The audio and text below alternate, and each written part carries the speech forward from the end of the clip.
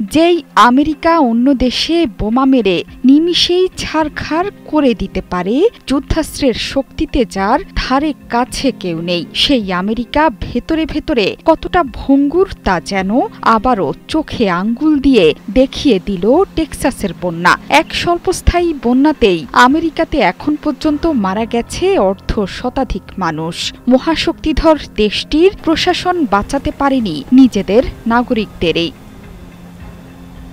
একদিকে দেশের পশ্চিম অঞ্চলে ভয়ঙ্কর দাবানল, অন্যদিকে দক্ষিণাঞ্চলে ভয়াবহ বন্যা। টেক্সাসে নিখোঁজের সংখ্যা হু হু করে বৃদ্ধি পাচ্ছে। তাদের খুঁজে পেতে অভিযান চালাচ্ছেন 1000-এর বেশি উদ্ধারকারী। সামাজিক যোগাযোগ মাধ্যমে প্রকাশিত বিভিন্ন ভিডিওতে দেখা গেছে বন্যার পানিতে উপড়ে পড়েছে গাছপালা, ঘরবাড়ি।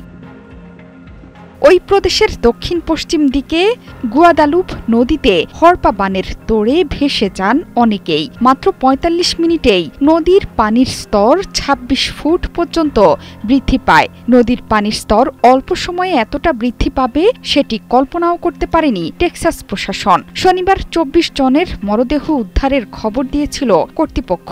তবে বেলা বাড়ার সাথে সাথেই লাফিয়ে বাড়তে থাকে মৃতের সংখ্যা।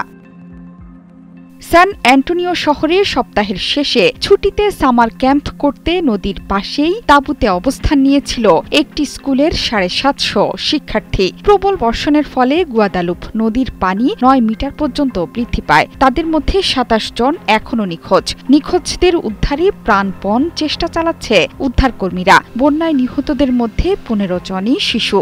হেলিকপ্টার এবং ড্রোন ব্যবহার করা হচ্ছে সেখানে। শনিবার সকালে মার্কিন প্রেসিডেন্ট জানান, কেন্দ্রীয় সরকার বন্যা মোকাবিলায় রাজ্য ও স্থানীয় কর্মকর্তাদের সঙ্গে একযোগে কাজ করছে।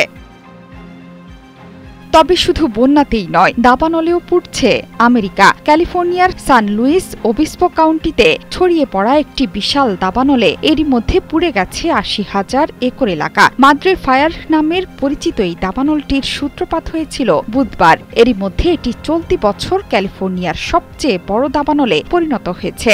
দাবানল নেভাতে ৬ শতাধিক কর্মী ও ৪০টি অগ্নি নির্বাপক ইঞ্জিন মোতায়েন করা হয়েছে। ২ শতাধিক মানুষকে নিরাপদে সরিয়ে নেওয়া হয়েছে। ক্যালিফোর্নিয়ার গভর্নর গ্যাভিন নিউসাম জানিয়েছেন, শুধু গত ২৪ ঘণ্টায় ১৫ স্থানে নতুন করে আগুন লাগার ঘটনা ঘটেছে। এর আগেও আগুনে লস অ্যাঞ্জেলসে ভয়াবহ দাবানলে প্রায় ২,০০০ অবকাঠামো ধ্বংস হয়ে গিয়েছিল। সেই দাবানলে আমেরিকার ৫০ বিলিয়ন বা ৫,০০০ কোটি ডলারের বেশি ক্ষতি হয়েছিল। এবারও বড় ক্ষতির মুখে দেশটি।